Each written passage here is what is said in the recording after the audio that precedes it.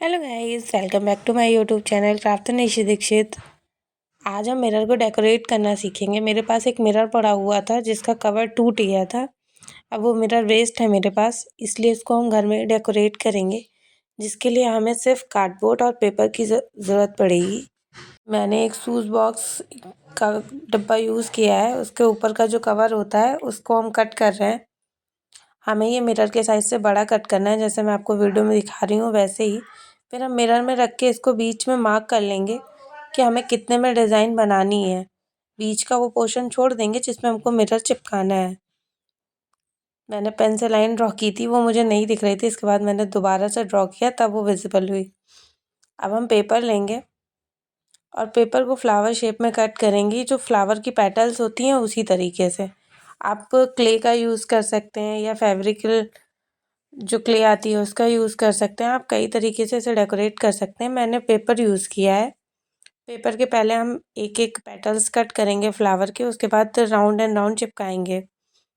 आप process video में देख पा रहे हैं, ऐसे ही आपको कंटिन्यू करना है। मैंने पेपर को फोल्ड किया। अब हम इसमें पेटल्स कट कर लेंगे। एक साथ इस तरह से कई सारी पेटल्स कट जाएंगी। अगर आप एक एक सिंगल कट करेंगे तो आपको बहुत टाइम लग सकता है। इसके बाद इनको बीच से कट कर लेंगे जो अगर चिपके हुए हैं।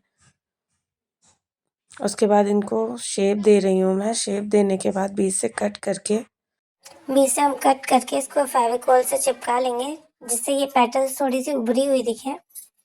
देख रहे हैं आप वीडियो में, वैसे ही आपको सेम करना है। इसी तरह से हम कई सारी पेटल्स तैयार कर लेंगे।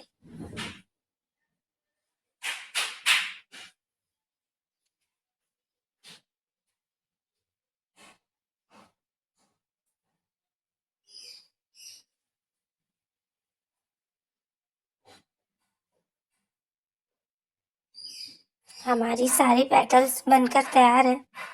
अब हम मिरर के अगल बगल इनको चिपकाएंगे। मतलब जो हमने कार्डबोर्ड में मार्किंग की थी, उसमें किनारे से चिपकाना शुरू करेंगे।